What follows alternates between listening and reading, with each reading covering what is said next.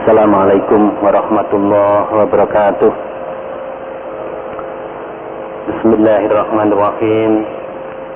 Alhamdulillah, nahmaduhu wa nasta'inuhu wa nastaghfiruh wa na'udzu bihi min shururi anfusina wa sayyiati a'malina.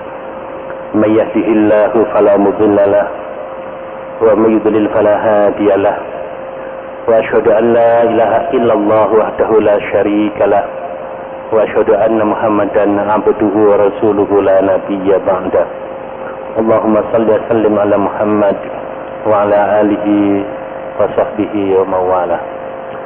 Ma'asyiral muslimin rahimakumullah. Alhamdulillah, senantiasa kita memanjatkan puji syukur kepada Allah Subhanahu wa taala atas limpahan nikmat dan rahmatnya semata saat ini kita berada di masjid ini. Dan kehadiran di masjid ini merupakan karunia besar.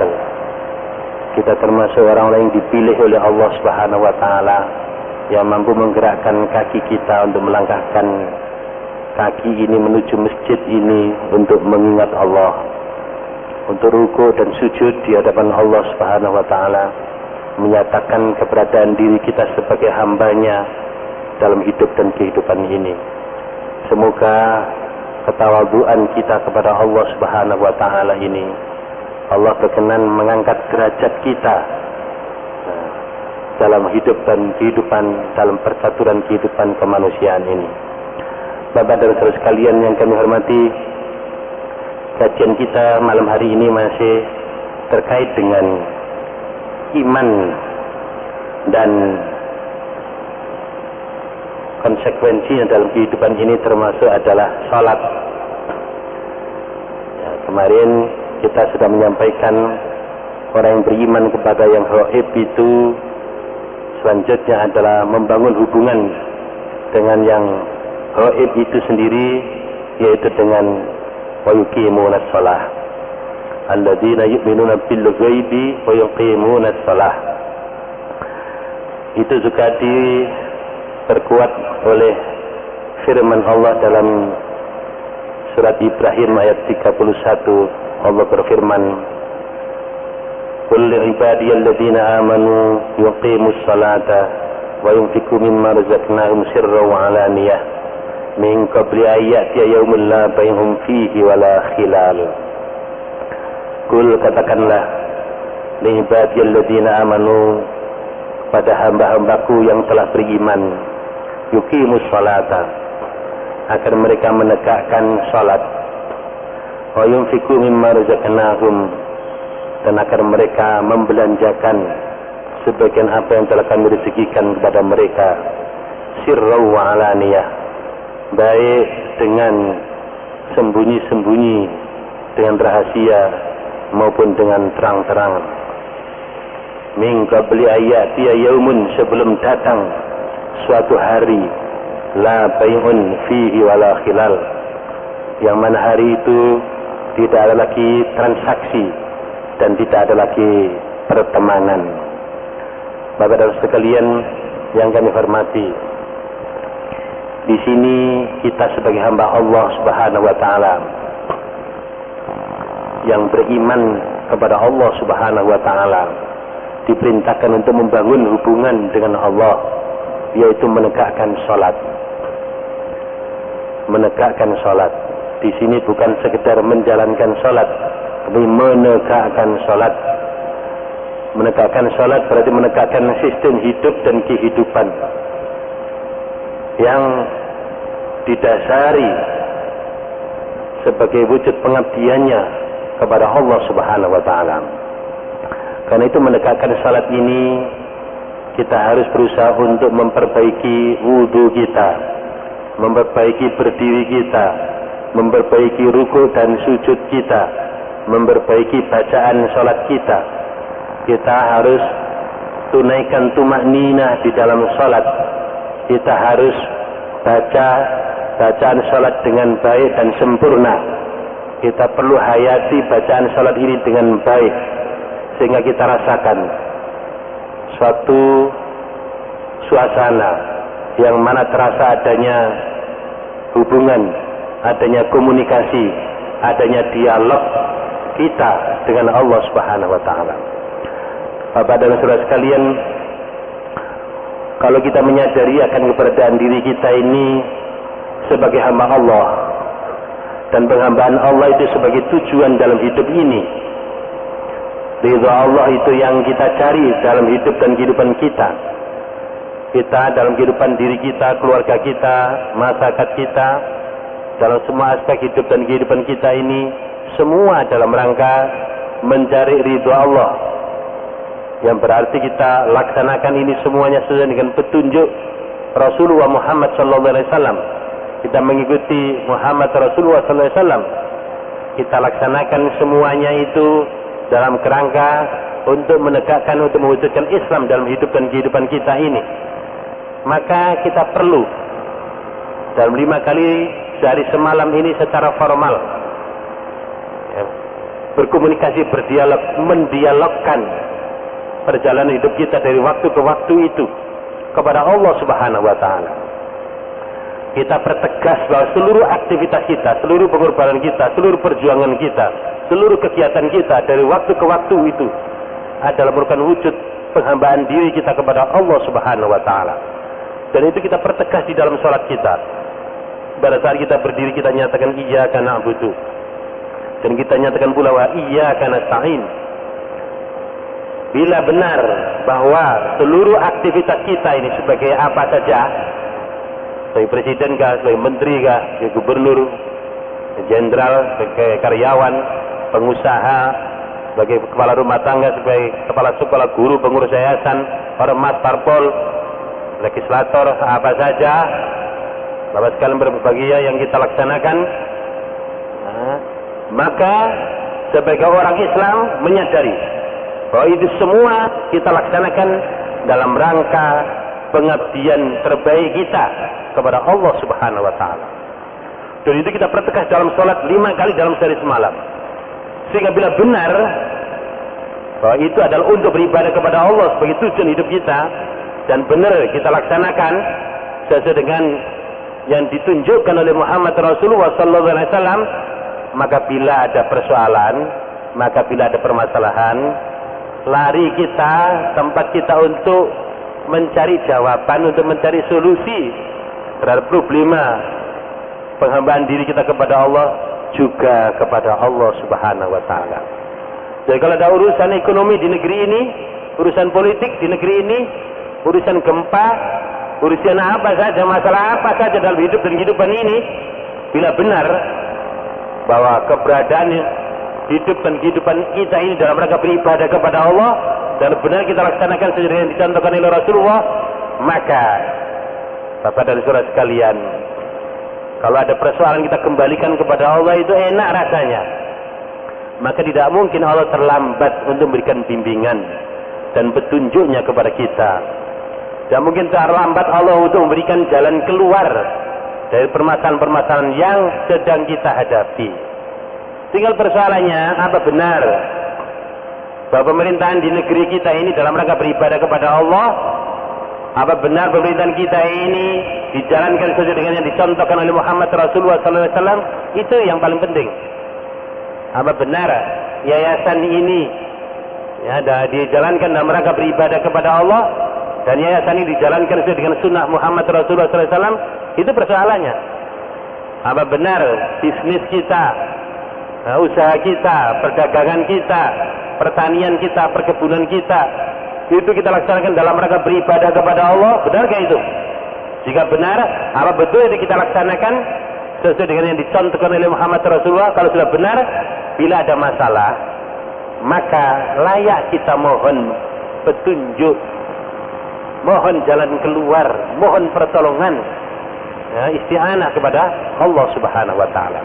Maka Allah tidak akan terlambat untuk memberikan bimbingan dan petunjuknya, untuk memberikan jalan keluarnya. Karena itu Bapak dan Saudara sekalian yang kami hormati, jika hidup dan kehidupan ini memang sudah benar posisinya, untuk beribadah kepada Allah sesuai dengan sunnah Rasulullah, maka salat 5 kali dalam sehari semalam ini memang diperlukan. Jadi salat ini bukan karena statusnya di dalam fikih fardu ain wajib, Kalau kita tinggalkan berdosa, kita seperti itu kita jalankan sholat 5 kali dalam sehari semalam ini. Tetapi sholat ini kita jalankan merupakan kebutuhan kita, merupakan kebutuhan kita dalam mencapai tujuan hidup beribadah, mencari keridhaan Allah Subhanahu wa taala itu. Nah, Bapak dan sekalian yang kami hormati, sehingga tidak mungkin kita bosan sholat. Ada nggak orang yang bosan sholat, Pak? Nah, jadi kalau sholat itu sudah menjadi sebuah kebutuhan dalam perjalanan hidup dan kehidupan kita ini, maka tidak mungkin kita bosan 5 kali dalam sehari semalam kumpul berjamaah di masjid seperti ini. Kenapa? Karena seluruh kegiatan kita ini memerlukan bimbingan dan petunjuk dari Allah Subhanahu wa taala. Bapak sekalian yang kami hormati, jika tujuan hidup kita ini sudah kita format seperti itu, formatnya adalah la ilaha illallah Muhammadur Rasulullah. Formatnya itu adalah bahwa la ilaha illallah itu mengikat hidup dan kehidupan kita, karena ini menjadi tujuan kita beribadah kepada Allah itu, mencari ridha Allah itu. Dan Muhammadur Rasulullah itu adalah strategi, ya, cara untuk mencapai tujuan itu, yaitu kita mengikuti Muhammad Rasulullah SAW. Kalau sudah benar kerangka hidup kita seperti itu, maka sholat 5 kali dalam sehari semalam itu menjadi kebutuhan mutlak, kebutuhan mutlak yang tidak mungkin kita tinggalkan. Kalau kita tinggalkan, maka berbahaya kita, akan terjadi penyimpangan dalam mencapai tujuan hidup ini, akan menyimpang strategi dalam mencapai tujuan hidup ini. Kita tidak istiqomah ini seperti para nabi, siddiqin, syuhada dan sholihin yang istiqomah, yang konsisten dalam menapaki perjalanan hidup beribadah kepada Allah Subhanahu wa taala. Bapak-bapak sekalian yang kami hormati, karena itu bagi orang yang beriman, bagi orang yang menyadari bahwa amanah hidup untuk mewujudkan Islam itu berada di pundaknya, maka orang yang beriman ini tidak akan pernah mengabaikan sholat. Tidak pernah mengabaikan sholat. Tidak pernah menyia-nyiakan sholat. Sama dengan kita ini tidak pernah menyia-nyiakan makan. Sarapan pagi, makan siang, makan malam. Betul, Pak? Ya, itu kebutuhan itu. Kebutuhan apa? Kebutuhan fisik. Kalau tidak sarapan pagi, tidak makan siang, tidak makan malam, akan lemes kita ini, akan loyo kita, tidak akan ada semangat dalam hidup ini. Begitu pula Bapak dan sekalian, kebutuhan rohani kita ini untuk bertemu dengan Allah, untuk berkomunikasi dengan Allah, untuk berdialog dengan Allah, untuk bermesra-mesraan dengan Allah. Ini merupakan sebuah kebutuhan.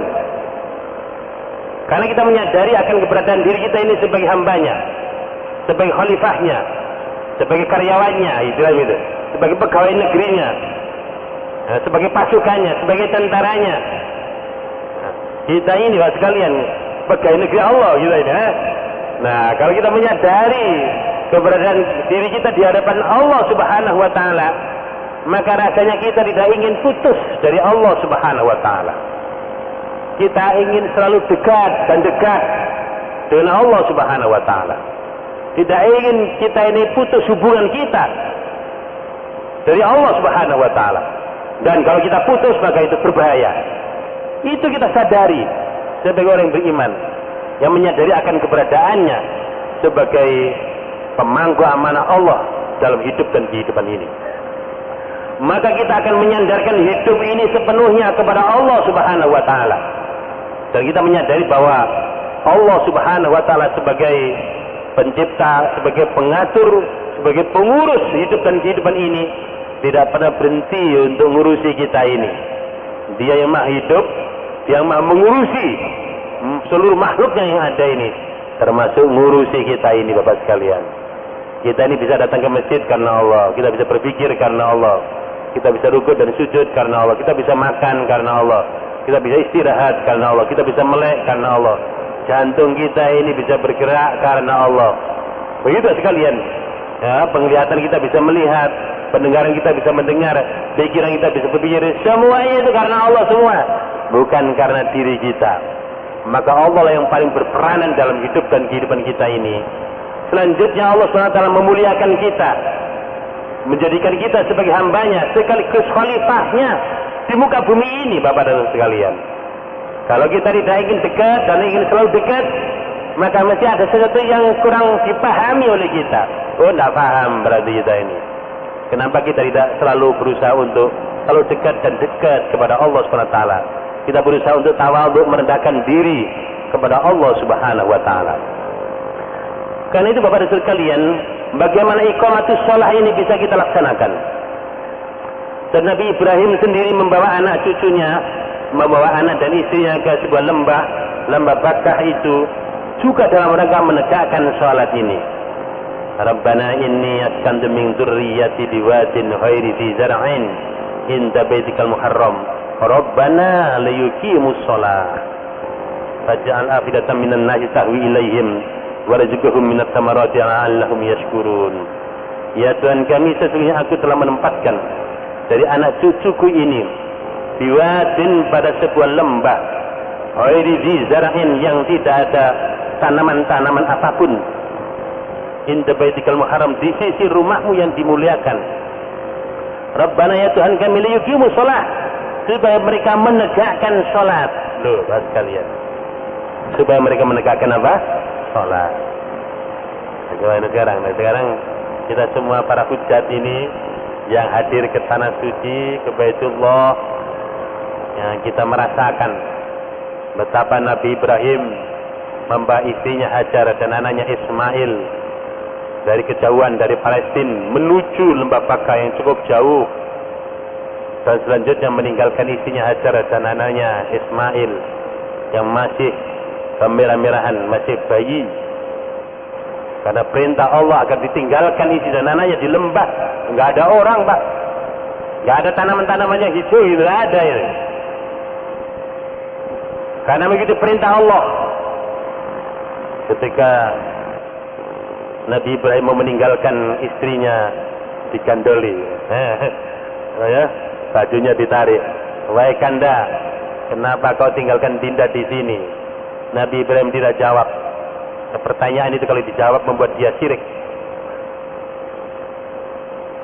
Wahai Kanda, kenapa kau tinggalkan Dinda di sini? Tidak dijawab. Ketika bertanya, wahai Kanda, apakah kau meninggalkan kami di sini karena perintah Allah? Dijawab, iya.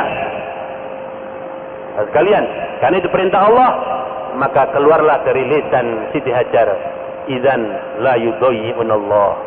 Kalau begitu Allah tidak akan menyia-nyiakan kami. Bapak dan sekalian yang kami hormati, jadi kalau kita ini betul kehadiran kita di muka bumi ini dalam rangka melaksanakan perintah Allah, kalau betul pemerintahan kita di negeri ini dalam rangka melaksanakan perintah Allah, kalau betul bisnis yang kita lakukan itu dalam rangka melaksanakan perintah Allah, kalau betul kita berkeluarga itu dalam rangka melaksanakan perintah Allah, kalau betul yayasan yang kita bangun ini dalam rangka melaksanakan perintah Allah, kalau betul semuanya yang kita lakukan dalam rangka melaksanakan perintah Allah, maka idzan la yudayyi'unallah. Tidak mungkin Allah Subhanahu wa taala menyia-nyiakan kita dan menyia-nyiakan kehidupan kita. Ini penting Bapak dan sekalian yang kami hormati.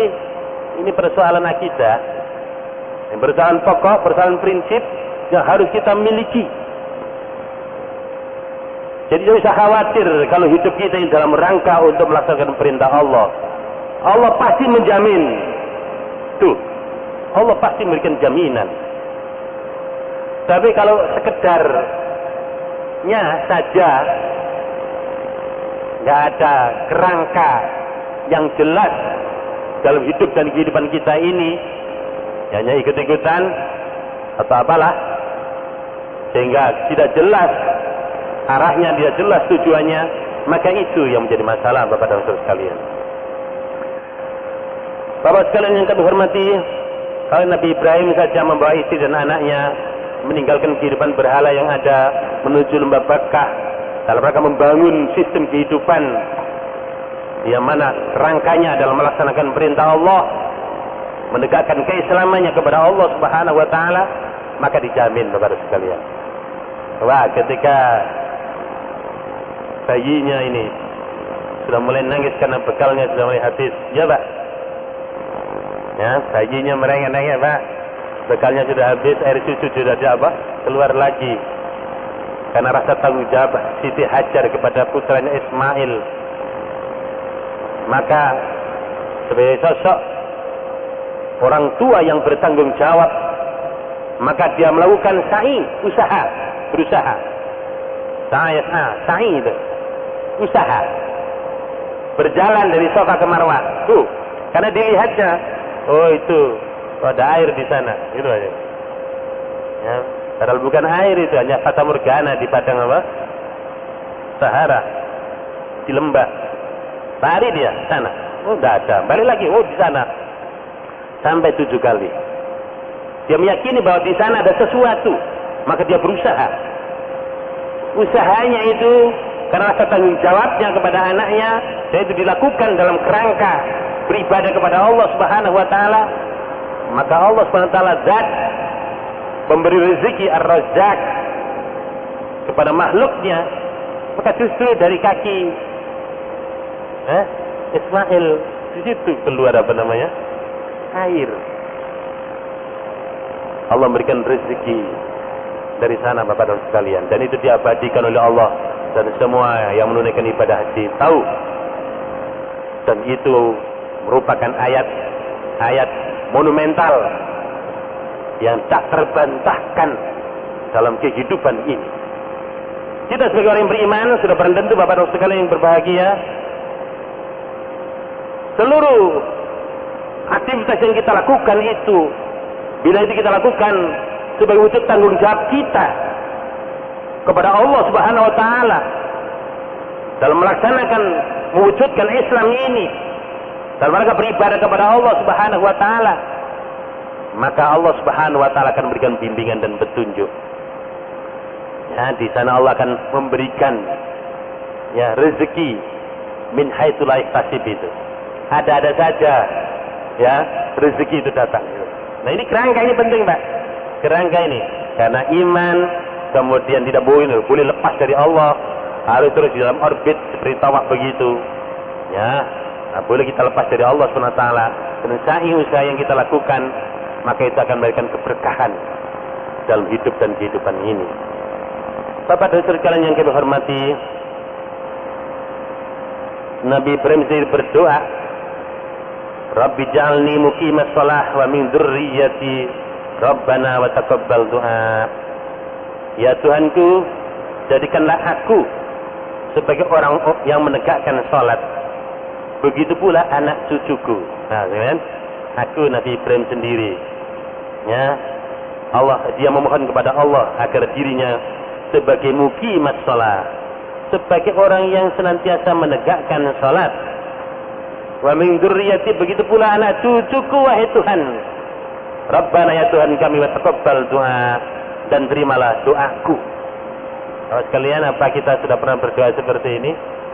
Agar kita ini menjadi manusia-manusia yang selalu membangun hubungan dengan Allah, membangun sistem kehidupan ini, sistem kehidupan Allah yang senantiasa menegakkan sholat, dan juga kita berdoa untuk anak cucu kita, sehingga anak-anak kita juga ahlus sholah, gitu ya, ahlul masajid. Kita hari lagi kita datang ke sini, anak-anak kita enggak? Ya Pak, ini Pak, ini sama inti ini, gimana ini? Coba anaknya, tetangganya, familinya, mari. Ya, kasihan kalau mereka itu tidak mengenal Allah, kasihan itu. Kalau mereka hidupnya tidak tenang, karena tidak selalu mengingat Allah. Kasihan mereka yang tidak menyandarkan hidupnya kepada Allah, Zat yang maha sempurna. Ya, Allah Subhanahu wa taala itu. Kasihan mereka yang menyandarkan hidupnya pada ilmu, pada teknologi, pada kekayaan, pada jabatan. Kasihan, Pak. Ya, orang yang tenang adalah orang yang menyandarkan hidup kepada Allah Subhanahu wa taala, Zat yang maha hidup dan Zat yang maha mengurusi hidup dan kehidupan ini. Bapak dan sekalian yang kami hormati, Dalam surat Maryam ayat 55 Allah juga berfirman, wa kana ya'muru ahlahu bis salati waz zakati wa kana inda rabbih mardiyya. Dan adalah dia senantiasa, nah itu selanjutnya Nabi Ismail ini Pak ya, tadi Ibrahim berdoa supaya apa? Anak cucunya, coba dari anak cucu Nabi Ibrahim ini menjadi nabi-nabi ya. Dari istri Hajar lahir turunan Ismail dan seterusnya sampai Muhammad Rasulullah sallallahu alaihi wasallam. Dari Siti Sarah lahir Ishak, lahir Yakub yang dikenal dengan Bani Israel itu. Terus lahir nabi-nabi dan pemimpin sampai Nabi Musa, Nabi Isa. Berdua sekalian. Ini doa Nabi Ibrahim. Dari dua istrinya itu lahir tokoh-tokoh, lahir pemimpin-pemimpin yang senantiasa menegakkan salat. Nah begitu pula Nabi Ismail yang mengatakan wa kana ya'muru ahlahu bis salat, dan adalah Ismail ini senantiasa menyuruh keluarganya untuk salat, wa zakati dan menunaikan zakat, wa kana inda rabbih mardiyya, dan dia di sisi Tuhannya senantiasa mendapatkan keridhaan dari Allah Subhanahu wa taala. Bapak-bapak sekalian kami hormati, apakah kita sudah memerintahkan kepada anak-anak kita, kepada keluarga kita untuk salat? Ya, kita haruslah ini Pak. Sudah kita jelaskan tentang apa dan siapa Allah, apa dan siapa diri kita, bagaimana seharusnya kita bersikap kepada Allah, dan bagaimana seharusnya kita berhubungan dengan Allah, senantiasa mendekatkan diri kepada Allah. Maka salat ini harus kita wasiatkan, harus kita perintahkan kepada keluarga kita, kepada anak cucu kita. Wa ja'alani mubarakan aina ma kuntu wa awsani bis salati waz zakati ma dumtu hayya. Dan Allah telah menjadikan aku ya sebagai sosok yang senantiasa diberkahi aina ma kuntu, di mana saja aku berada. Wa awsani bis salati, dan Allah telah memerintahkan kepadaku untuk menjalankan salat, waz zakati, dan menunaikan zakat ma dumtu hayya, selama aku hidup. Bapak dan sekalian, sungguh sangat berbahagia kita apabila hubungan kita dengan Allah Subhanahu wa taala mesra. Kita dekat dengan Allah Subhanahu wa taala, yang membuat kita juga dekat dengan makhluk Allah sesama manusia, dan membuat kita dekat dengan makhluk lingkungan di mana kita berada. Maka hidup kita ini akan tenang, akan dijaga oleh Allah dan dijamin oleh Allah Subhanahu wa taala. Allah akan menurunkan malaikatnya itu Pak untuk mengawal kita. Kan? Jadi malaikat itu belum pensiun Pak. Malaikat itu tidak ada yang tahu jumlahnya karena saking banyaknya. Wa ma ya'lamu junuda rabbika illa hu, dan tidak ada yang tahu tentara-tentara Tuhanmu, malaikat itu, illa hu, kecuali Allah saja. Kita ini senantiasa dikawal oleh para malaikat tak? Apalagi kalau kita senantiasa zikir, mengingat Allah, melibatkan Allah dalam seluruh urusan kita, maka Allah akan menurunkan malaikat kepada kita ini Pak, menjaga kita samping kiri, samping kanan, belakang kita Pak. Apalagi kita kalau dalam sholat, dalam majlis zikir seperti ini Pak, malaikat juga membuat apa? Majlis zikir juga untuk memohonkan ampunan kepada Allah dan memohonkan rahmat kepada Allah untuk kita yang duduk-duduk dalam majlis zikir seperti ini. Bapak-bapak sekalian yang kami hormati, karena itu maka karena salat ini penting, dan salat itu kenikmatan yang sangat luar biasa Pak ya. Kalau bapak-bapak sudah bisa menikmati salat, maka bapak-bapak sekalian, walaupun ada transaksi miliaran atau triliunan, kalau ada kumandang, ditinggalkan itu transaksi. Kalau kita bisa menikmati salat itu Pak. Mau kita saja Pak, kalau transaksi triliunan, kalau ada SBY datang, mau ketemu dengan kita, kita tinggalkan kok Pak. Betul Pak? Apalagi ini ketemu dengan Allah, pemilik SBY. Ya, pemilik SBY, penguasa SBY Pak sekalian. Allah berfirman, wa'mur ahlaka bis salati wastabir 'alaiha la nas'aluka rizqan nahnu narzuquk wal 'aqibatu lit taqwa. Wa'mur ahlaka, dan perintahlah keluargamu bis salati, untuk menunaikan salat, wastabir 'alaiha, dan sabarlah 'alaiha, atasnya, atas upaya untuk mengantarkan, memerintahkan keluarganya untuk menjalankan apa? Sholat. Kalau sekalian kita diperintahkan, ya, untuk memerintahkan keluarga kita ini untuk menjalankan apa? Sholat. Itu tanggung jawab kita. Nggak boleh kita abaikan. Dan sampai generasi kita ini menjadi generasi yang menyia-nyiakan sholat, tak berbahaya itu. Kita harus ajari anak kita mengenal Allah, selanjutnya mampu berhubungan dengan Allah, dan itu yang membuat hati anak-anak kita ini menjadi tenang. Kalau anak-anak kita bingung seperti zaman sekarang ini, Pak, akibatnya kompensasinya macam-macam. Seluruh bentuk kenakalan remaja itu karena akibat putus hubungannya dengan Allah Subhanahu wa taala. Bapak sekalian, Allah merintahkan wa'mur ahlaka bis sholati wastabir 'alaiha, dan perintahkanlah kepada keluargamu untuk menjalankan salat dan bersabarlah atasnya. La nas'aluka rizqan, saya kata Allah tidak meminta kepadamu rezeki. Nahnu narzuquk, aku yang memberikan rezeki kepada kamu. Wal aqibatu littaqwa, dan kesudahan yang baik itu adalah bagi orang-orang yang bertakwa. Jangan sampai, Pak, ada satupun anak kita, satupun keluarga kita yang mengabaikan sholat, yang menyia-nyiakan sholat. Sebab kalau sudah main-main dengan sholat, ya alamat, Pak, alamat akan melanggar seluruh ketentuan dan ketetapan Allah. Alamat itu, ya, alamat kemungkaran dan kemaksiatan akan dilanggar. Coba. Jadi kalau manusia ini sudah putus hubungannya dengan Allah, tidak ingat Allah, maka dia tidak ingat pada dirinya. Lupa Allah, maka lupa kepada dirinya. So, kalau orang sudah lupa diri, Pak, sudah tidak ingat diri, maka penyakit jiwa akan menggerogoti dirinya. Korupsi, kolusi, nepotisme, dan seluruh bentuk kejahatan yang ada ini, kemaksiatan dan kemungkaran yang terjadi dalam kehidupan ini, akibat hubungannya dengan Allah putus, Pak. Hubungannya dengan Allah, Pak, putus. Nah, kalau sudah ada generasi yang putus hubungannya dengan Allah, menyia-nyiakan sholat, maka itu berbahaya. Allah menyatakan dalam firman-Nya surat Maryam ayat 59, "Fa khalafa min ba'dihim khalfun wada'u sholata wattaba'u syahawati fasawfa yalqawna ghayya." Fa khalafa, maka datanglah min ba'dihim sesudah mereka khalfun, satu penerus, satu generasi, Allah salah yang menyia-nyiakan salat. Kalau sudah seperti itu, wattaba'u syahawati, maka mereka akan mengikuti hawa nafsunya, mengikuti syahwatnya.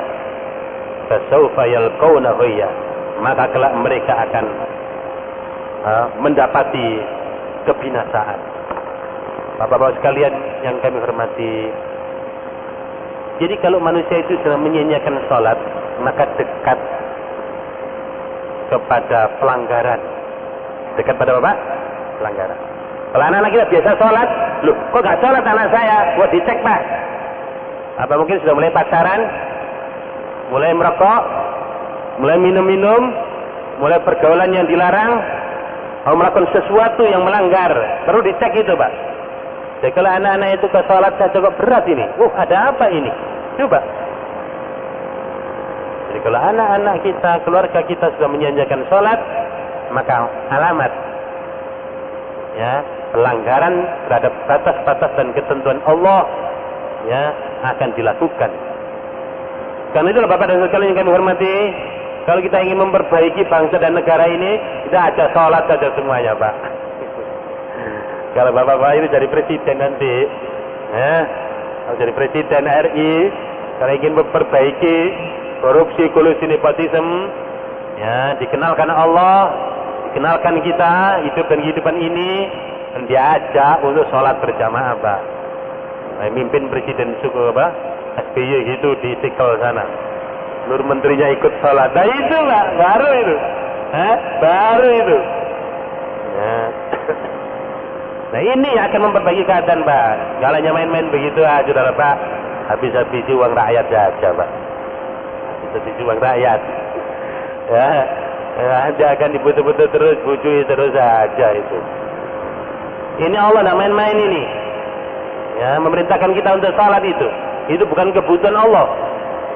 Jadi kalau seluruh umat manusia ini salat, Allah juga tidak bertambah kekuasaannya. Allah tetap maha kuasa. Atau semua manusia nggak sholat, Allah tetap juga maha kuasa, Pak. Kenapa kita diperintahkan sholat? Inilah jalan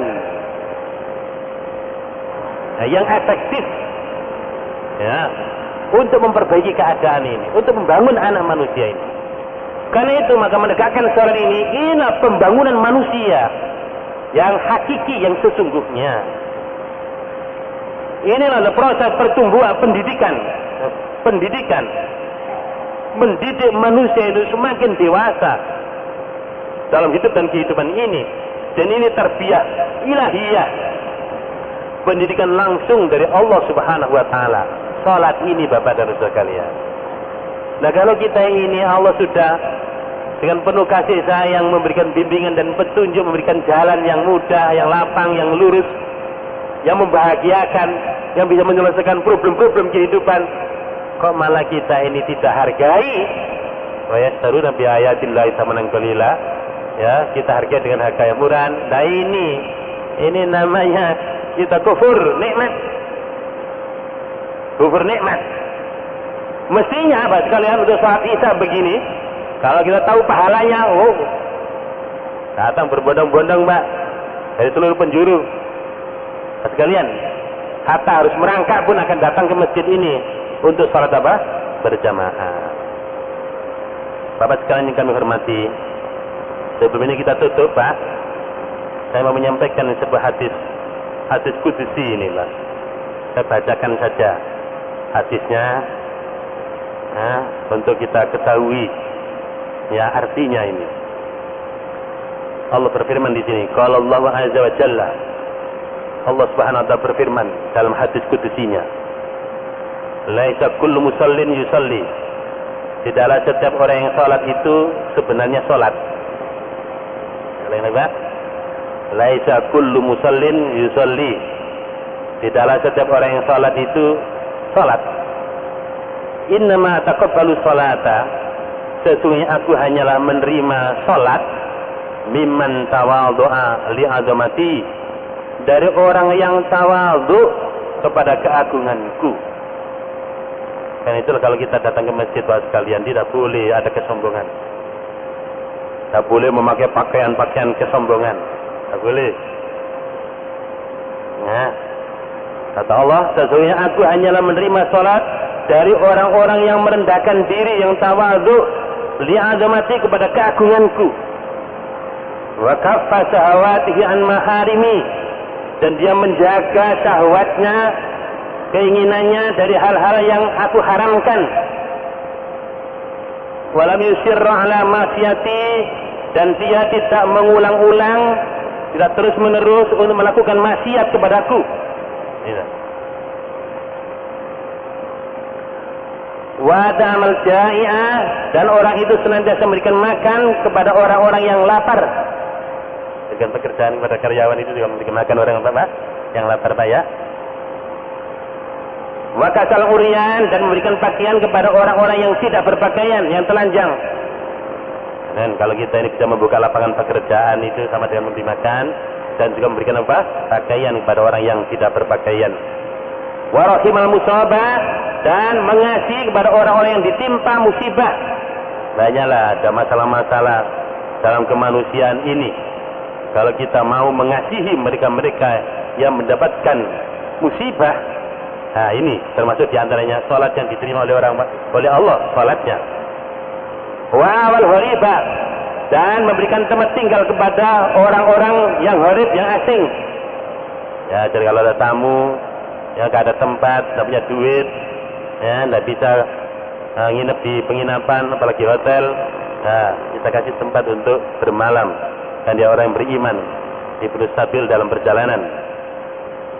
Kullu dzalika li, semua itu dilakukan untukku. Wa izzati, dan demi kemuliaanku. Wa jalali, dan demi keagunganku.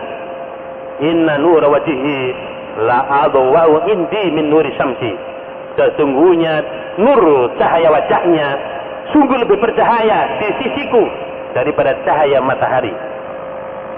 Selanjutnya Allah berfirman begini Pak dalam hadis jawabannya kudusinya, ala an aj'alal jahalata lahu hilman, bahwasanya aku akan menjadikan kebodohan yang ada pada dirinya menjadi hilman, sebagai suatu kesantunan.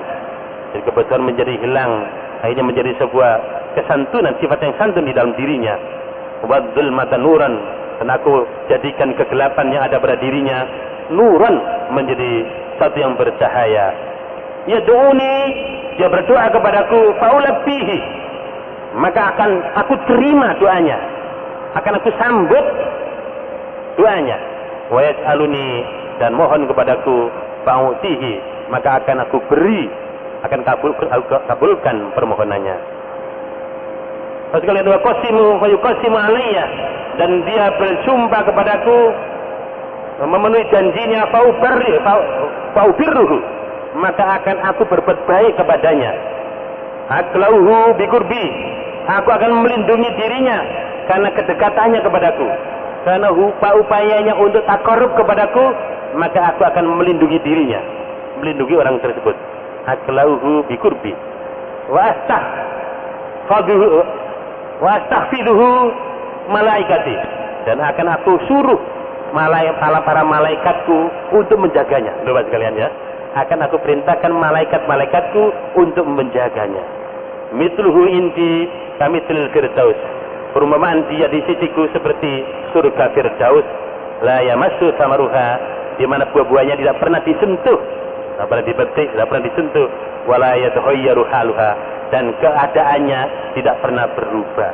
Rawahu Dailami, ini hadis diriwayatkan oleh Dailami. Bapak dan sekalian yang kami hormati, maka mari kita jadikan salat kita sedemikian rupa sebagai wujud ketawaduan kita kepada siapa? Allah Subhanahu wa taala. Kita berusaha untuk merendahkan diri kepada Allah Subhanahu wa taala, sehingga tidak ada kesombongan pada saat kita di masjid seperti ini, malah kita rukuk dan sujud di hadapan siapa? Allah Subhanahu wa taala, sehingga Allah Subhanahu wa taala akan menerima salat kita yang seperti itu. Saya kira demikian untuk mengakhiri masjid kita ini. Mari kita sudahi dengan doa kafaratul majlis. Subhanakallahumma bihamdika asyhadu an la ilaha illa anta nastaghfiruka wa natubu ilaik. Wa sallallahu ala Muhammadin wa ala alihi wa sahbihi wasallam. Walhamdulillahirabbil alamin. Assalamualaikum warahmatullahi wabarakatuh.